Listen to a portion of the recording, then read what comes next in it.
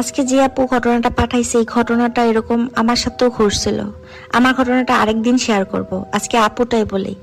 এই ঘটনাটা ঘটেছে আমি যখন আমার মায়ের পেটে ছিলাম। আমি আমার মায়ের প্রথম সন্তান। আমার বাবা মা তখন যে বাড়িতে থাকতো সেটা ছিল নিচতলায়। বাড়ির পাশে ছিল জঙ্গল, জঙ্গলে যেতে হলে দেয়াল পার হয়ে যেতে হতো, তাই বাড়িওয়ালা দেয়ালের সামনে সিঁড়ি করে দিয়েছিল। সেটা ছিল ভাড়া বাসা। আমাদের সাথে আমার বড় ফুফি নাকি থাকতো। আর আমার আম্মুর তখন 7 মাস চলে। আব্বু আর ফুফা বাইরে কাজ করতে বিদায় অনেক রাত করে বাসায় ফিরতো, তাই সারাদিন আম্মু আর ফুফু বাসায় একলা থাকতো। এবার মূল ঘটনায় আসি। আগেকার দিনের মানুষরা বলতো রাত করে ইলিশ মাছ খাওয়া ঠিক না।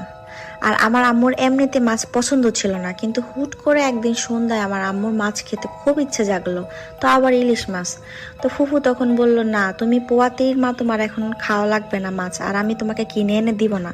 কিন্তু আমার মা নাকি নাছোড়বান্দা, সে নিজে গিয়ে সন্ধ্যার সময় বাজার থেকে ইলিশ মাছ কিনে নিজে কেটে রান্না করে নিজে খায়। খাওয়া শেষ করতে করতে বিদ্যুৎ চলে যায়। খুব গরম লাগার কারণে রাতের বেলা আম্মু দরজা খুলে দরজার সামনে বসেছিল।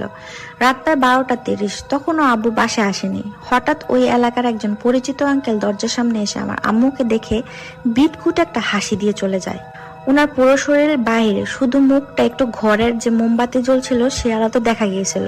তো আমার আম্মু মনে করেছে হয়তো বা কোনো কথা বলার জন্য আসছে। আম্মু 7 পাঁচ না ভেবেই ঘর থেকে বের হয়ে যায় ফুফুকে না বলে। ততক্ষণে বিদ্যুৎ চলে আসে আর আমার ফুফু টিভি দেখতে ব্যস্ত হয়ে পড়ে। আম্মু তখন ভাই ভাই করতে করতে তার পিছু যেতে শুরু করে। হঠাৎ আম্মু দেখে লোকটা জঙ্গলের সিঁড়িতে করে উপরে উঠে যাচ্ছে। উঠতে উঠতে হঠাৎ করে হারিয়ে যায়। আম্মুর মাথায় তখনও কিছু আসে না, সে কোনো কিছু না ভেবে কোনো একটা মুহূর্তে পড়ে সিঁড়ি দিয়ে উপরে উঠতে থাকে। উঠতে উঠতে একবার দেয়ালের মাথায় উঠে যায়। এমন সময় দুজন মহিলা হঠাৎ আম্মুকে পিছন থেকে ডাক দেয়। তখন আম্মুর হুঁশ ফিরে। তাড়াতাড়ি করে ওরা আম্মুকে ধরে নিচে নামায়। তখন ওই মহিলারা বলে, আপনাকে অনেকক্ষণ ধরে ডাকছি, আপনি লাফ দিতে যাচ্ছিলেন। তখন আম্মু তাদেরকে বলে ওই আঙ্কেলের কথা। তখন তারা খোঁজ নিয়ে দেখে আঙ্কেল সারা সন্ধ্যা বাসা থেকে বের হয় নাই। আর এইদিকে আম্মুর পেটে নাকি অনেক ব্যথা শুরু হয়। তখন বাবারা বাসায় চলে আসছিল। এগুলা শুনে বাবা অনেক বকাঝকা করে, আর সব শুনে বুঝতে পারে যে কোনো কিছু একটা ঘটেছে, তাই মসজিদে চলে যায়। মসজিদ থেকে একটা হুজুরকে নিয়ে আসে। হুজুর পানি পড়া দিলে আম্মুর ব্যথাটা একটু কমে।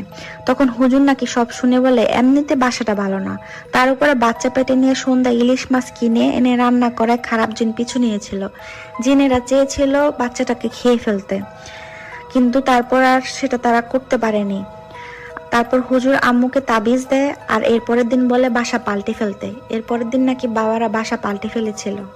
এরপর নাকি আর কোনো সমস্যা হয়নি। এখন আমার বয়স 18 বছর চলে। অনেকদিন আগে ঘটে যাওয়া একটা সত্য ঘটনা আমি আম্মুর মুখ থেকে শুনলাম। আর আমাদের এখানেও প্রচলিত আছে যে পেটে বাচ্চা থাকলে রাত করে মাছ খেতে হয় না, দরজা খুলে বসে থাকতে হয় না। আমি জানি না আসলে এগুলো সত্য নাকি মিথ্যা, নাকি এগুলা কুসংস্কার। তারপরও বলি সাবধান থাকা ভালো।